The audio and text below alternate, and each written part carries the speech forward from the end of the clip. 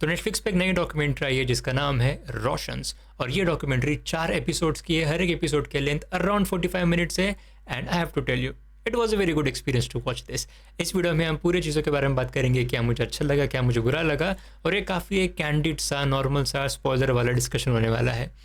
तो पहली बात तो कि किसके बारे में है ये डॉक्यूमेंट्री, तो नहीं, ऋतिक रोशन की फैमिली के बारे में नहीं है, लेकिन ऋतिक रोशन के फैमिली के बारे में है। यानी कि ऋतिक रोशन के पापा, उनके अंकल और उनके दादाजी, जो 3 जनरेशन्स थे रोशन फैमिली के, जिनका एक्चुअल सरनेम नागरथ है बाय द वे। एनीवेज, तो जो उनके 3 जनरेशन है रोशन फैमिली के, तो उनके दादाजी के बारे में आई डाउट कि काफ़ी लोगों को पता होगा, क्योंकि मेरे फादर उसी जनरेशन के थोड़े से बाद से बिलोंग करते हैं, लेकिन फिर भी उनको ज़्यादा नहीं पता था जो ऋतिक रोशन के ग्रैंडफादर उनके बारे में। तो I was genuinely interested to know about him.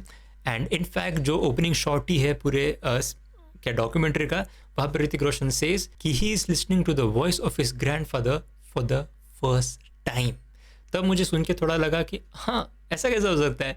फिर रिवील होते गया कि जो आर्काइवल फुटेज थी, तो उसमें से ये रिकॉर्डिंग के दौरान ही ये फुटेज मिली थी, तो वो बहुत अच्छा लगा मुझे वो टच। और एक काफ़ी कैंडिड सा भी है ना, स्माइल वगैरह आ रहा था ऋतिक रोशन के फेस पे एंड ऑल। तो yeah that was a very good start documentary. लेकिन एक चीज़ हमें पता चलती है इनकी डॉक्यूमेंट्री से कि हर एक जनरेशन में एक ऐसा रोशन पैदा हुआ था जिसके स्किल्स अलग थे, और उसने फिर भी रूल किया। कह सकते हो कि जो दादाजी थे उनके रोशन नागरथ, तो जो दादाजी थे तो वो भी म्यूज़िक कंपोज़र थे। फिर उनके 2 बेटे हुए, राजेश और राकेश रोशन। फिर जो राजेश रोशन है तो वो भी सेम म्यूज़िक कंपोज़र ही बने। तो हाँ, उनके फादर की तरह वो भी म्यूज़िक बनाने नहीं लगे, लेकिन अगर उसके नीचे से हम डिवाइड करें तो राकेश रोशन डायरेक्टर, पहले वो एक्टर बनना चाहते थे लेकिन फेल हुए, फिर डायरेक्टर बने। उनके भाई राजेश म्यूज़िक कंपोज़र, और राकेश रोशन का बेटा ऋतिक रोशन एक्टर। तो हम देख सकते हैं कि हर एक रोशन ने अपना नाम बनाया है, कह सकते हो कि हर एक रोशन ने अपना नाम रोशन किया है, लेकिन अलग अलग मूवी मेकिंग के एरियाज़ में। एक music composer, director, actor, that's cool. वो मुझे काफ़ी अच्छा लगा। और जो एक कॉमन हम टैग लगाते हैं नेपोटिज्म वाला, तो यार आई जेन्युइनली फील कि ये फैमिली डिज़र्व करती है एटलीस्ट अभी तक जो उन्होंने नेपोटिज्म को पुश किया है। करा नहीं है ज़्यादा, 2 ही इंस्टेंस, 3 इंस्टेंस पे किया है, लेकिन हाँ, everyone has shown their worth. Rakesh Roshan की अगर हम बात करें तो उनके जो म्यूज़िक मुझे आज पता चले कि मुझे पता था कि जो कोई मिल गया के साउंड ट्रैक से, क्रिश के साउंड ट्रैक से, तो वो ऋतिक रोशन के अंकल जो राजेश रोशन है तो वो उन्होंने ही बनाए हैं।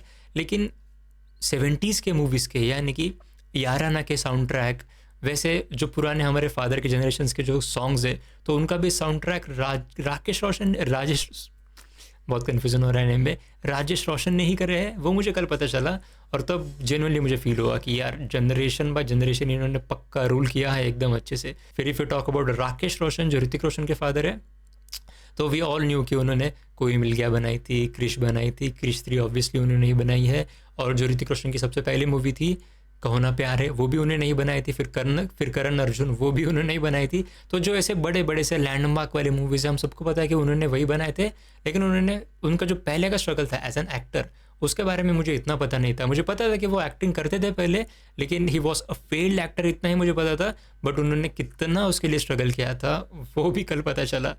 तो और इन तीनों ही रोशंस में मुझे जो राकेश रोशन है जो ऋतिक के फादर है, उनका स्ट्रगल जेन्युइनली एक काफ़ी स्ट्रगल लगा।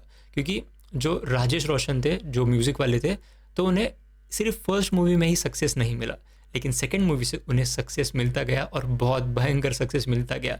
और ऋतिक रोशन के भी बारे में वही है कि उनके पहले ही मूवी इतनी बड़ी हिट हो गई थी, लेकिन उनके फादर राकेश रोशन, उनका एक्टिंग करियर काफ़ी अच्छी तरीके से शुरुआत नहीं हुआ। फिर एज अ प्रोड्यूसर भी वो फेल हुए, और फिर फाइनली इनफैक्ट वो डॉक्यूमेंट्री में बोलते भी उनके वाइफ को कि I failed as an actor, I failed as a producer, now it's my last shot as a director and this should work. And definitely he struck gold with his directing career. और India की सबसे पहली science fiction film कोई मिल गया उन्होंने ही बनाई, पहली super hero film Krrish उन्होंने ही बनाई, और बहुत बहुत कुछ चीज़ें थी उसके बारे में। लेकिन अब थोड़ा सा और डिटेल में जाएंगे, और मैंने पॉइंट्स लिख के रखे तो उनके बारे में बात करेंगे।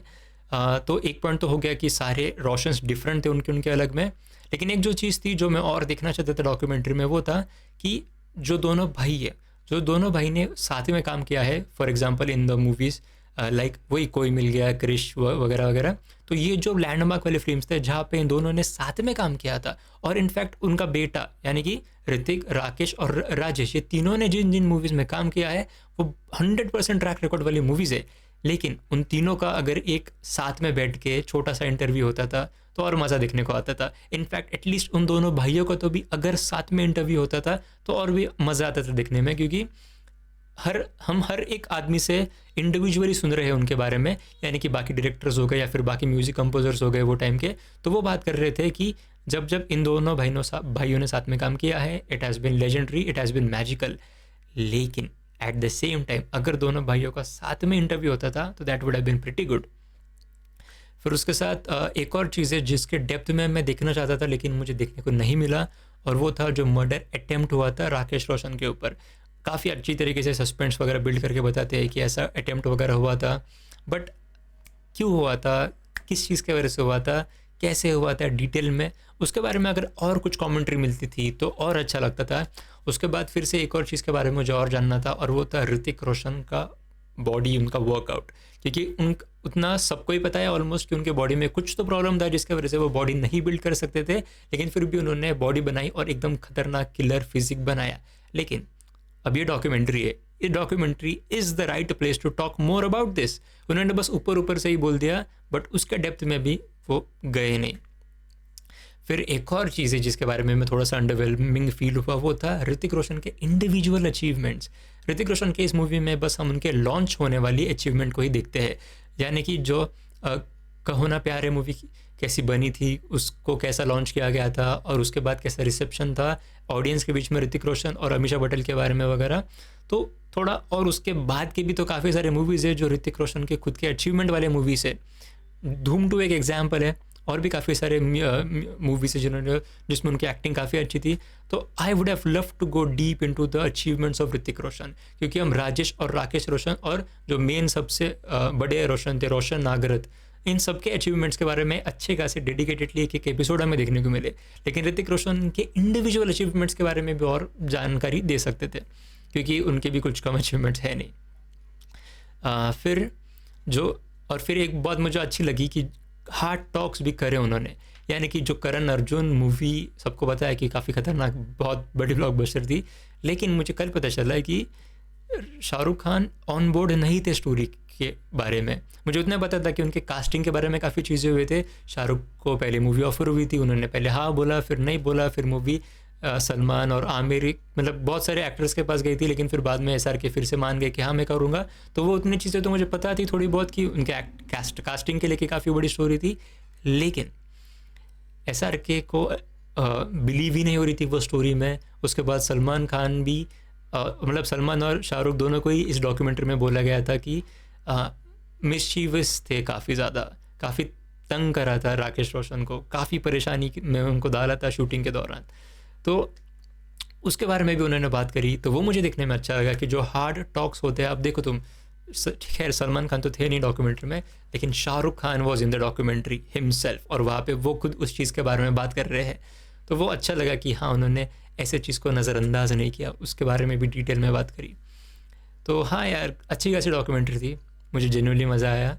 और मुझे जेन्युइन सच में जो उनके एकदम ग्रैंडफादर थे ऋतिक रोशन के, जिन्होंने पूरा सब शुरू किया था जब वो 1948 में इंडिया में आए थे, रोशन नागरथ, उनके बारे में जान के बहुत अच्छा लगा, क्योंकि that was a very different time.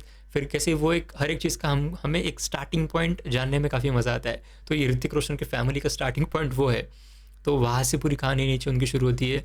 फिर वो भी एक अच्छा लगा कि सच में रोशन नागरथ म्यूज़िक कंपोज़र, फिर उनके बेटे जो उनका छोटा बेटा राजेश वो भी म्यूज़िक कंपोज़र, लेकिन उसके बाद से जो दोनों ही रोशंस ने जो उनका करियर पाथ में जहाँ पे उनको सक्सेस मिली वो कम्प्लीटली डिफरेंट था, डायरेक्टर, म्यूज़िक कंपोज़र, एक्टर। और ये भी कल देखने को मिला कि राकेश रोशन यंग एज में काफ़ी सिमिलर थे ऋतिक रोशन के वो भी सही था देखने में। तो बाकी यार यही थे जो मेरे पूरे एक्सपीरियंस था ये डॉक्यूमेंट्री देखने का। आप नीचे कमेंट्स में बता सकते हो कि आपको कैसा लगा, और मैंने ऐसे ही वीडियोस बना के रखे हैं, चेकआउट कर सकते हो वीडियोस। और अगर कंटेंट अच्छा लगे तो प्लीज़ सब्सक्राइब करना चैनल को। And as always thank you so much for watching.